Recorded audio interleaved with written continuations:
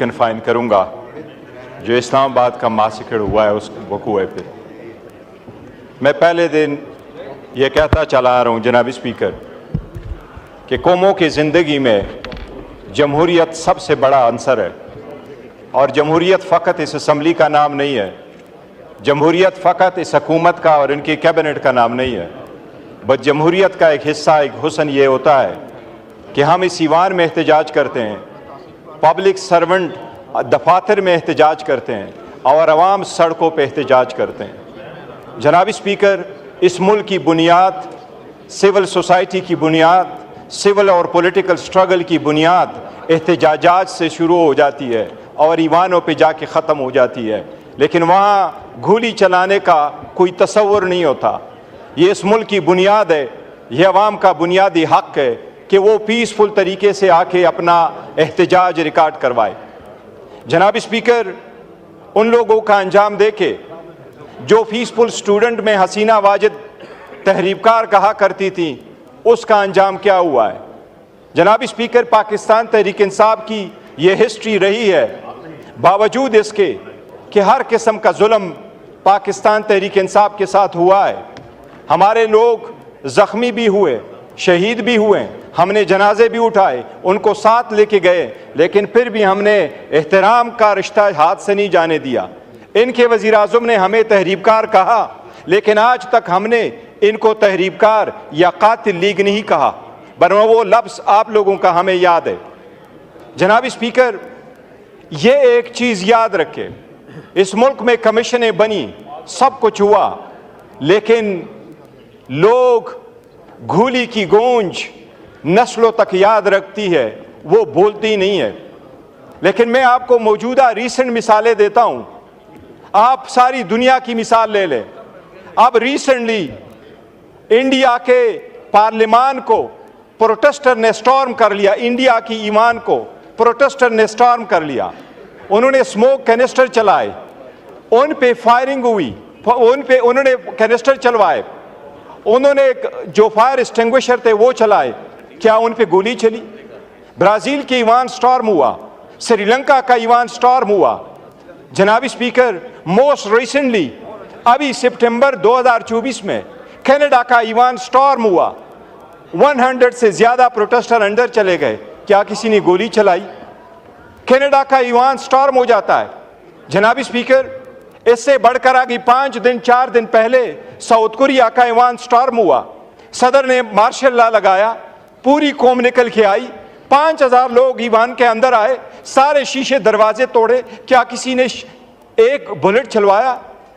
Capitol Hill पे, जिसकी मिसाल आपकी हुकूमत देती जा रही है, कैपिटल हिल पे सारे लोग स्टॉर्म हो गए।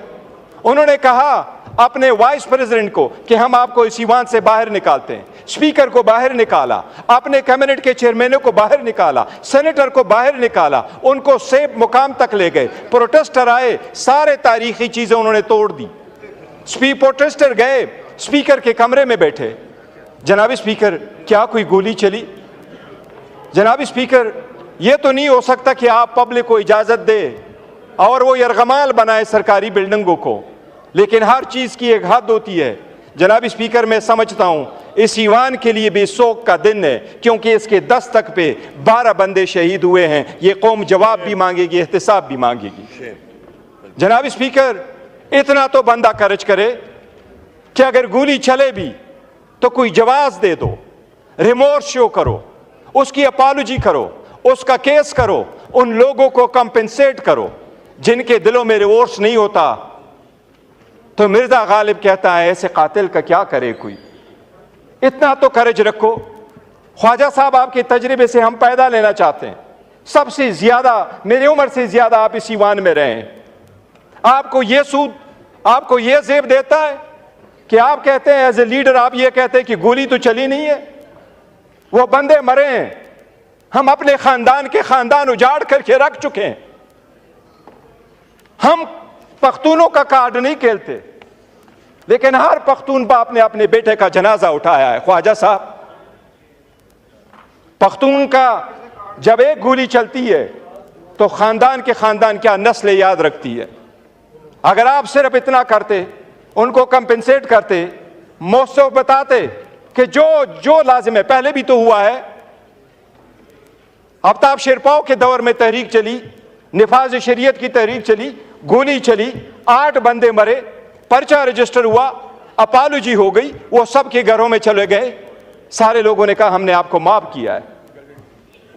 ये बदले लेने का वक्त नहीं था, लेकिन आप भी पर्चे का तो कह देते, केस के इन्वेस्टिगेशन का तो कहते हैं, आप आ जाते, रिकॉर्ड तो दे जाते। आपके दर पे ये आए हुए हैं, ये आपके सिटीजन है, ये हमारे सिटीजन है। जनाब स्पीकर, हमने जुल्म का बदला जुल्म से नहीं दिया। हम कहते हैं KPK में हमारी हुकूमत है, लेकिन KPK के सारी हुकूमत, सारी अवाम, सब कुछ तो पाकिस्तान तहरीक इंसाफ के तो नहीं है। सारे अक़वाम वहां बसते हैं, हर मजहब का बंदा वहां रहता है, हर पॉलिटिकल पार्टी से लोग एफिलिएटेड है। क्या वहां की हुकूमत उन लोगों पे गोलियां चलाए? हमने तो नहीं किया। हम 2 सीटें हारे, 2 सीटें हारे। यहां आप दांधली करते, हम भी तो दांधली कर सकते थे, हमने नहीं किया। जनाब स्पीकर, हम मुतालबा करते हैं कि इस ईवान सिर्फ 100 गुना मनाए। ये ईवान आज तक हमने स्पेशल कमेटी बनाई। आज मैंने रिक्वेस्ट की, शाह साहब यहां बैठे हुए हैं, वो कमेटी हमने बनाई थी, उसकी तजवीज़ उमर अयूब खान साहब ने दे दी थी। उसकी तजवीज़ यही थी कि ये रिकमेंड करेंगे आगे बेहतरी की तरफ कैसे चला जाए। जिस वक्त यहां से अरेस्ट हो गए थे MNA साहिबान, उस पर कोई काम नहीं हुआ। आपके जनाब स्पीकर, सुन्नी इत्तेहाद काउंसिल का चेयरमैन हामिद रजा साहब यहां मौजूद है, ये चेयरमैन है ह्यूमन राइट्स कमेटी के। इनका इतना बड़ा इख्तियार है कि ये कह रहे हैं कि चेयरमैन, ये कह रहे हैं एज ए चेयरमैन कि कमेटी की मीटिंग बुलाए, उस कमेटी की मीटिंग नहीं हो सकी। जनाब स्पीकर, अगर इतनी बड़ी पॉलिटिकल पार्टी को इमरान खान ने जुलूस और एहतजाज निकाल के अपनी पॉपुलैरिटी मजीद नहीं दिखानी, उसकी पॉपुलैरिटी 9 फरवरी को सारी दुनिया ने देखी है कि वो 70% अवाम उसके साथ है। हम तो जनाब स्पीकर सिर्फ लोग इसलिए निकलते हैं कि मुल्क बेहतरी की तरफ जाए। हम कहते हैं, ये आपको बताऊं जनाब स्पीकर, खान साहब ने पहले ऐलान किया था, और मैं आज आपको फ्लोर पे बताऊं कि मैंने बारहा खान साहब को कहा था कि एक ऐलान तो करो, कोई डायलॉग भी तो होने चाहिए। सबसे पहले 4-5 महीने पहले उन्होंने अनाउंस किया था 3, अभी उन्होंने कमेटी बनाई है। वो कमेटी, हम ये समझते हैं जनाब स्पीकर, हमेशा ये समझते हैं कि अगर डायलॉग के लिए कमेटी बने तो ये समझते हैं ये उसकी कमजोरी है, हमारी कमजोरी नहीं। हम समझते हैं इस ईमान पे, इस जमहूरियत पे और इसके सिस्टम पे कोई थर्ड फोर्स काबिज ना हो। हम समझते हैं जनाब स्पीकर कि आप एक्ट कर ले। ये ईमान आज तक अपनी बात मनमून नहीं करवा सका, ये ईमान आज तक अपने MNAs को प्रोटेक्शन नहीं दे सका, ये ईमान आज तक उनके बच्चों को प्रोटेक्शन नहीं दे सका। अगर यहाँ बोलने पे पाबंदी है, दिखाने पे पाबंदी है, आपका इतना फोर्स नहीं चलता, तो क्या ये आवाज़ हम ऐसी वक्त ज़ाया कर रहे हैं? कौम के हर दिन पे हम 6-6 करोड़ ऐसे लगा रहे हैं। जनाब स्पीकर, हमने कमेटी इसलिए बनाई कि इसको कमज़ोरी ना समझे, जितनी गलतियाँ हुई है उसको रेमेडी कर ले। जनाब स्पीकर, एक चीज़ मैं बताऊँ, बहुत हो गया, अब 9 मई की जो धूल है वो बैठनी चाहिए। 9 मई की धूल अब बैठनी चाहिए। हकीकत की तरफ देखो, अगर आप कमीशन नहीं बनाते, आप लोगों का नहीं करते, तो ये धूल आप बिठाएं, आगे की तरफ बढ़े। लेकिन सबसे पहले हमारा मुतालबा है कि जो रिस्पॉन्सिबल लोग हैं इनको जस्टिस करवाए, ब्रिंग देम टू जस्टिस। ये हमारा एक मुतालबा है जनाब स्पीकर। मैं एक चीज़ जनाब स्पीकर आपके नोटिस में लाना चाहता हूँ। पाकिस्तान तहरीक इंसाफ की अवाम जो यहाँ लोग आए थे वो पुरअमन थे। इस बात की सख्ती से तरदीद करता हूँ कि उनमें से किसी के पास वेपन मौजूद था, उनमें से किसी के पास वेपन नहीं है। जनाब स्पीकर, खान साहब के जो रखवाले हैं, खान साहब के जो प्रोटेस्टर है, वोटर और सपोर्टर है, वो आम पाकिस्तानी शहरी है। उनके पास न कोई गुरेला फोर्स है, न कोई ट्रेनिंग है, न उनके पास है। आप सारी वीडियो हाँ शेयर कर ले, उनमें से आप किसी के पास वो गन नहीं देखेंगे जिनसे कहा जाता है कि वहाँ से फायर हुई है। जनाब स्पीकर, अगर फायरिंग हुई है, गोली चली है, तो रिस्पॉन्सिबिलिटी तो होनी चाहिए। इतना मैं बताऊं आपको जनाब स्पीकर कि इनको एहसास नहीं हो रहा, एक दिन से बढ़कर दूसरे दिन ये लावा उबलता है।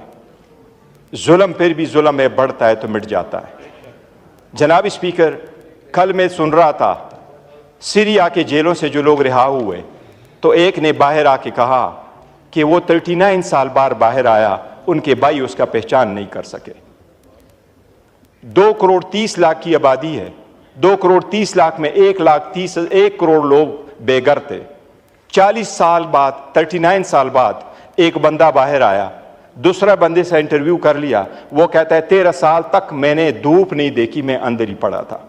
और वो वहां से भाग गया, लेकिन भागते हुए भी खजाने से $2 अरब साथ ले गया। जनाब स्पीकर, इसकी दत भी ऐसी हो जाती है कि दुनिया देखेगी। अल्लामा इकबाल का एक शेर है, अदल व इंसाफ फ़कत हश्र पे मौकूफ़ नहीं, ज़िंदगी खुद भी गुनाहों की सज़ा देती है। ये ईमान है जनाब स्पीकर, ये चेंज होता रहता है। सॉरी, मुझे 1 मिनट दें। ये चेंज होता रहता है, लेकिन जिसने जुल्म किया होता है वो जवाब देता है। 2014 में भी गोली चली, कोई पता चला। 2024 में गोली चली, वो दबाया गया। कमीशनें बनी, कितने बड़े लोग हमने गवा दिए। कमीशनें बनती रही, लेकिन रिपोर्ट नहीं आते रहे। आपने भुट्टो का देखा, 45 साल बाद सुप्रीम कोर्ट कह रही है कि इसको इंसाफ नहीं मिला था। अब वक्त है जनाब स्पीकर, हम भी मुतालबा करते हैं कि हमारे लोगों को इंसाफ मिलना चाहिए। ये इंसाफ हम इस ईवान के थ्रू लेना चाहते हैं। हमें मजबूर न करें कि हम दोबारा सड़कों पे आएँ। ये ईवान हमें वो इंसाफ दे दे। Thank you. इकबाल अफरीदी साहब।